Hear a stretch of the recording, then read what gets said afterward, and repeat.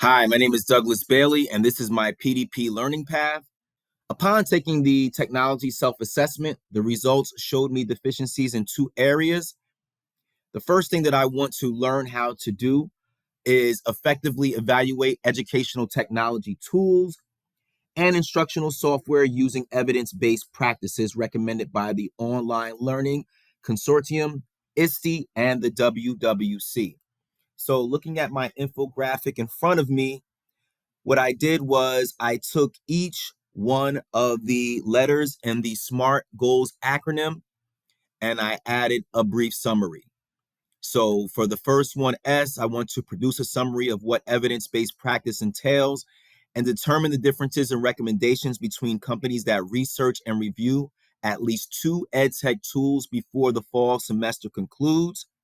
For M, I would like my students to document their experience using the EdTech tools, and the teacher provides assessments to determine learners' comprehension, for example, employing gamification to improve understanding. So after my students document their experience using the ed tech tool that I select, they will have to take an assessment that I create based upon that subject. So for instance, if we're doing something involving the Bill of Rights, there is a game on iCivics called Do I Have a Right that I would have my students utilize. And then from there, perhaps give them an assessment that is based on the Bill of Rights to see how much they were able to remember and comprehend. For A, we like to assess the software requirements of EdTech tools to determine if we can execute tasks. For example, in distance learning, some interactive PowerPoints did not translate through Zoom sessions, but other applications did.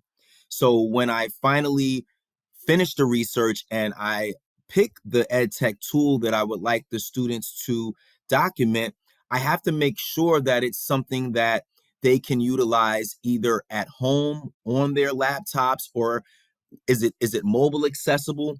These are things that need to be practiced out before I assign it to my students, because if I don't test it out first and foremost and then I pass it to them and they're having difficulties, it'll lead to them being frustrated.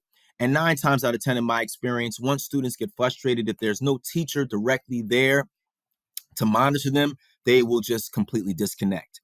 For the R, working with a student population that has academic struggles, the R speaks to the relevance of why I would like to even complete this goal. So working with a student population that has academic struggles and has been out of school for an extended time is challenging. A lot of my students might have been out of school for 6 months or a year.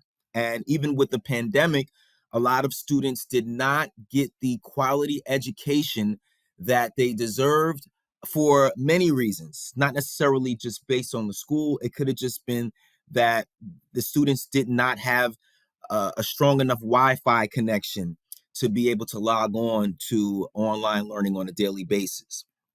So that's why this is very relevant, because we also have students that for whatever reason might not be able to come in school for a day. So if I have a student that is sick for a week, I can't necessarily just stop them from learning. That would be counterproductive. We only have 16 weeks in our program. So there might be days where I have to assign a student something online that they would have to complete. So this is definitely relevant to that scenario. And then timing. By mid-semester, I would like to list at least 2 of the top EdTech tools that are program relevant and essential, recommended by the various companies listed. By the semester's end, have at least 2 students review their experience and take the assessment that I mentioned earlier. Okay, so that is my first SMART goal that I hope to complete this semester. All right, so this is my second goal that I would like to complete. I also want to make a note. Taking the technology self-assessment, I looked at it through the teaching lens that I'm currently in. And upon looking back at things that I thought were not important, if I were to do the self assessment again, I think that I would list everything at the very least as somewhat important, but not a priority, because these are all the things that we have touched upon since I've been in this program. And I think I have to kind of step outside of the teacher's lens and envision myself maybe in different roles. I think I do need to know pretty much everything that Dr. Kozar has included on this list. So I just wanted to say that I'm looking at it from a different perspective now, and I wouldn't have anything as not important. Even if it was like a lower priority, I would leave it at that. Okay, so now back to my second goal, using project management or project planning tools to organize and keep track of multiple professional priorities using productivity software such as Monday.com or Jira software. These are things that I've never heard of before. I've been working multiple jobs for most of my life. So I've never used a project management tool to help me organize my professional priorities. But I think it's something that I could look towards now as I get older. And I'm pretty excited about learning more about project management tools that can help me organize and keep my priorities together. So for S, of course, more specific, developing a top 3 list of free project management tools. Let me zoom in a little bit so we can see. There we go. And choose one that'll help me manage my full-time job and responsibilities, my part-time job and responsibilities, and lastly, my educational commitment to the EdTech graduate program by this semester's end. So I would like to start using these tools as soon as possible. In terms of measuring my comfortability with the selected organizational tool, I will review its usefulness through qualitative measures, my testimony of the tool's efficiency in assisting me in juggling multiple tasks. So I'm going to give my personal testimony after many years of not using a tool to help me organize my responsibilities. How am I feeling now? If I use Monday.com and I feel like, wow, things are really coming together. I don't have any overlap of time. I'm able to plan and organize my day a lot more effectively. Then that's going to be my personal testimony. Is this an attainable goal? Absolutely. All I need is an internet connection and a laptop, I'm imagining, or my mobile device. I'm sure I'll be able to, utilize these tools on either one of those things.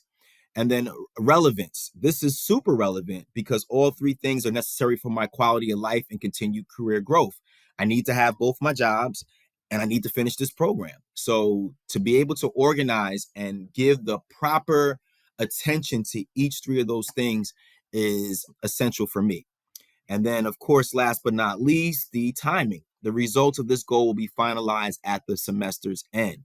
So once again, I'm really excited. I'm glad I got a chance to take this assessment because not only did it give me an idea of things that I am good at, so I can list these things on my resume, because sometimes you forget, like, wow, yeah, I can do this. I can do that. I can do this. So thank you, Dr. Kozar, for kind of just streamlining a list of things that educational technology students should be able to do. But it also gave me an idea of things that I might not be able to do and things that might be expected of me after I finish earning this degree. So yes, these are my 2 goals, and I look forward to tackling and accomplishing both of them. Take care, everybody. Bye-bye.